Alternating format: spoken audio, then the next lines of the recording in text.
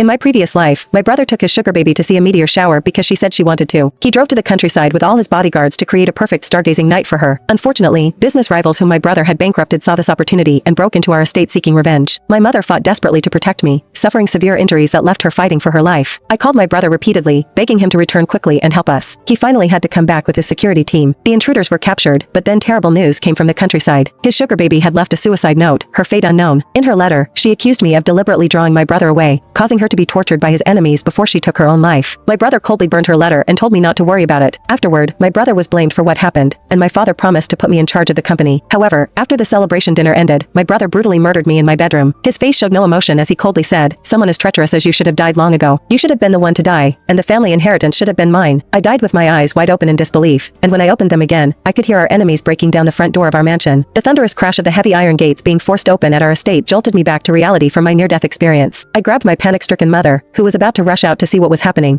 and pulled her into my bedroom. After locking the door, I gasped for breath and urged Mom to help me push the heavy oak wardrobe against the door. "Mia, what are you doing? We have security guards. What are you afraid of?" My mother, Marianne, looked at me in confusion, though she couldn't hide the terror in her eyes. She didn't know yet that my brother, James, had taken all the bodyguards with him for his beloved girlfriend. "Mom, James took all the security with him. It's just the two of us in the house now." I gritted my teeth, using every ounce of strength to push the wardrobe. The heavy oak made a spine-chilling scraping sound as it left deep scratches across the hardwood floor. Marianne froze, unable to believe that my usually responsible brother would do something so reckless. Given our family's wealth, security had always been a top priority. How could all the guards possibly leave at once? But seeing my pale face, she had no choice but to believe me. "Quick, call your brother and tell him to come back immediately," Marianne urged, her voice shaking. I remained silent, eyes fixed on the door barely blocked by the wardrobe. With trembling fingers, I dialed 911, briefly explaining our situation and address. I couldn't trust James to be our first line of rescue, especially since in my previous life, he had returned too late, causing my mother to miss the critical treatment window and die. After hanging up, my heart sank. Recent heavy snowfall had blocked the roads, and our hillside estate was quite a distance from the nearest police station. I dreaded to imagine what might happen before the police arrived. Bang! A violent crash shook the door. I instinctively pressed my body against the wardrobe as fear rushed through me. Just then, Marianne's call to James connected. "James, come home quickly. There are